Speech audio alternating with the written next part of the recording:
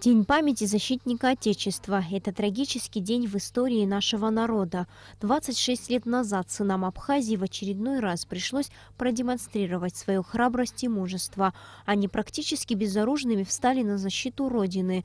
Началась Отечественная война, кровопролитная и разрушительная, погубившая тысячи жизней, сломавшая многие человеческие судьбы.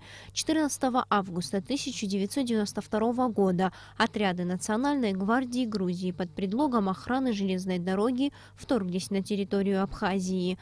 В военной операции участвовало до 2000 грузинских солдат, почти 60 единиц бронетехники, большое количество артиллерии. Вторжение в Абхазию носило кодовое название «Меч».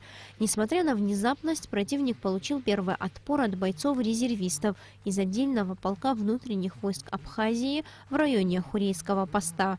Затем серьезный бой завязался в поселке Агудзера. Однако батальону отдельного полка внутренних войск после упорного сопротивления пришлось отступить вначале к эстакаде, а затем к Красному мосту, где появилась возможность закрепиться. На тот момент к противнику примкнула так называемая «пятая колонна» из местных грузинских формирований. Абхазский батальон, в свою очередь, пополнили ополченцы из Нового Афона и Гудауты. К тому времени над столицей стали кружить вражеские вертолеты и наносить ракетно-бомбовые удары по позициям внутренних войск и мирному населению.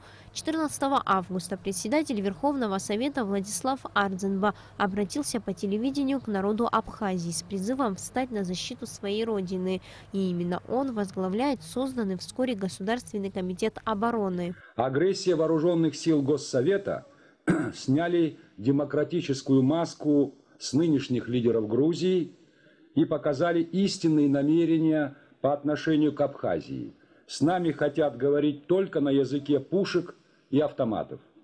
В этот трудный для нашей Родины час я обращаюсь к каждому ее гражданину, какой бы он национальности ни был, встаньте на защиту Абхазии. В таком единстве мы непобедимы. С первых дней войны Конфедерация горских народов Кавказа оказала неоценимую помощь Абхазии. С Северного Кавказа через перевалы стали прибывать добровольцы, группами и в одиночку. Они вливались в вооруженные формирования. На базе добровольцев были сформированы 1-й и 2-й отдельные батальоны, а также 3-й резервный батальон. На помощь Абхазии также прибыли казаки из Приднестровья и юга России. 15 августа в поселке Цандрыбшка Горского района высадился грузинский морской десант, который взял под контроль абхазо-российскую границу.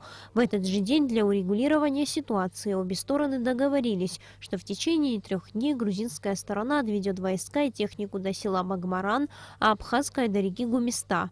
Однако 18 августа грузинские войска, нарушив договоренность, без боя овладели Сухумом. Начались повальные грабежи, убийства мирных граждан. Чуть позже были сожжены Абхазский институт и Центральный госархив. Именно тогда стало ясно, необходимо приступить к созданию Гумистинского оборонительного рубежа, то есть Западного фронта. С начала войны самая сложная ситуация сложилась в Очимчирском районе и городе Тхуарчал, который напоминал некогда осажденный Ленинград. Стихийно созданные вооруженные партизанские группы в восточной части Абхазии постепенно стали объединяться. Командование этими группами взял на себя Аслан Зантария. Так, наряду с Западным фронтом появился и Восточный. Война шла 413 дней, и победа далась нелегко. На ее алтарь сложили головы до 3000 бойцов и командиров вооруженных сил Абхазии. Среди них не только абхазы, но и все те, кто защищал справедливость и, конечно, свою родину от посягательств на ее свободу. Мы в долгу перед теми, благодаря кому сегодня у нас есть возможность строить наше будущее собственными руками. Сария Смыр, Абхазское телевидение.